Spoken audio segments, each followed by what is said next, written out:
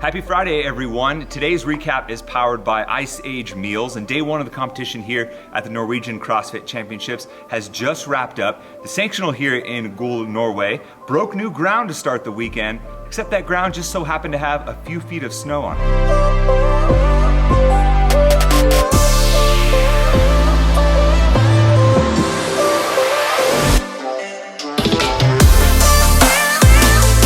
The day started outside on the fluffy stuff, and the athletes tackled roughly 2 miles worth of running up the ski slopes, through the countryside, before a nice little downhill sprint to the finish. And for the men, it was Aussie Luke McMahon all the way from CrossFit Canberra who paced the field to get 100 points. Just a few moments behind him was Norway's national champion Niko who had already had his ticket booked to the games for a second straight year.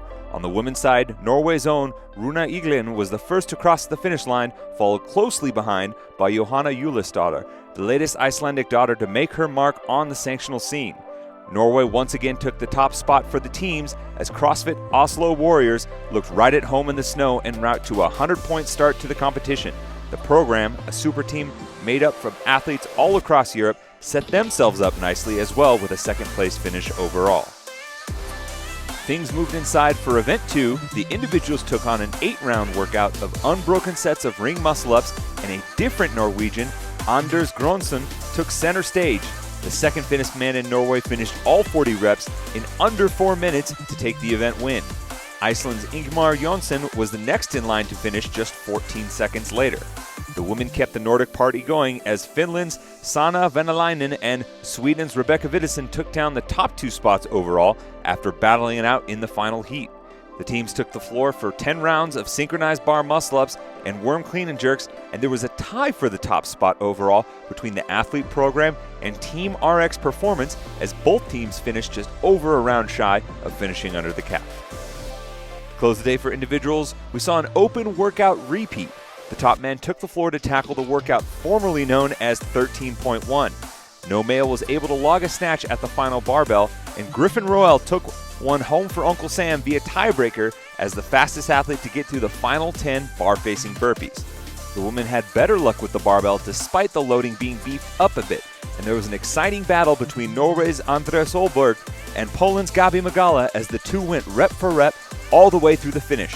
Magala would squeak out the win, 1 rep ahead of Solberg, and finish with 3 reps at the final snatch weight. Day 1 closed for the teams with a triplet of ski-erg calories, synchro toes to bar, and snatches, and the program got their first event win of the weekend behind a strong performance from their female pair. Matilda Garns and Ella Wunger blitzed the toes to bar and snatches to separate from the pack and close day 1 on a high note. Overall standings after day 1, and Nikolai Biladel is the overall leader, but he has his games ticket already, so this invite right now sits in the hands of Sweden's Victor Langsfeld, but he's only got a 1-point cushion over Griffin Royal.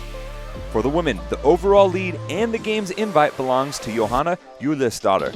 She could become the 8th different Icelandic woman to make the games as an individual if she holds on. The program currently sits in the top spot, 15 points ahead of Team Finland, thanks to the event win to finish day 1. 3 events on tap for Saturday. We'll catch you tomorrow for our day 2 recap.